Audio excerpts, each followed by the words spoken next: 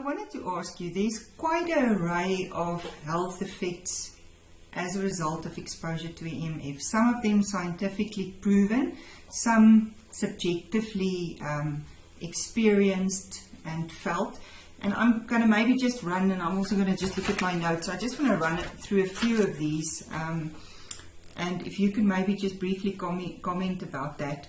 And especially which ones are scientifically proven, and what your thoughts are around the ones that are not necessarily scientifically proven yet. But things like oxidative stress, inflammation, clumping of red blood cells, DNA damage, tumors, cancer, cardiovascular effects. There's a lot around allergies, and a lot of this is the work you've done around mast cell activation and screen dermatitis. Sleep disturbances, very big on the list in terms of melatonin impacts. Calcium channeling work or hypotheses by Dr. Martin Paul. Nutrient deficiencies. We see asthma in children. I quite like the term Dr. Magda Havas uses. She talks about rapid aging syndrome, which talks to the whole thing about your immune system being affected, etc. But that is a high-level list. What would you say about that? I always ask these difficult questions. Sorry about that. No. It's an excellent question, and it's not so difficult actually. And what I would say is that from various scientific experiments, you get like one image.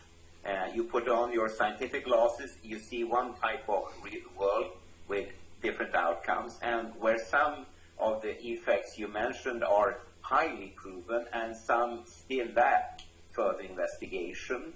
And then also you have to go out and observe what I call reality.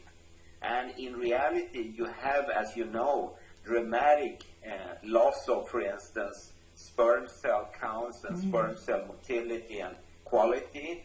That's unquestionable. And if you go back to the science field, then you have test tube experiments connecting the exposure of cell phone radiation with a decline in sperm cell quality. You have similar results when it comes to, for instance, antibiotic resistance in bacteria. There are a lot of studies on that. You mentioned problems with nighttime sleep, definitely. Effects on the electrical activity of your brain, definitely. You have learning and memory capacity decreases, the same. But then in other areas, you may lack the definitive answer.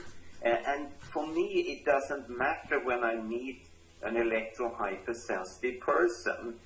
You know, we live in democracies, and in democracies, a person is allowed to vocalize any problem, and I just have to listen to that person and try to help him or her the best I can.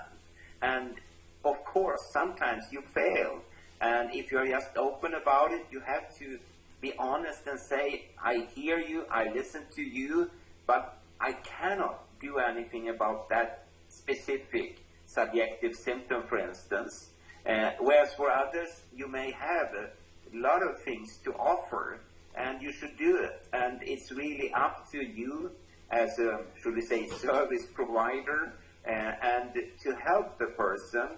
And then sometimes, you know, they would ask me for the scientific basis, and I sometimes can give it to them. I could send scientific papers and so on, and sometimes I have to be honest and say, no, we don't know yet why you feel like this.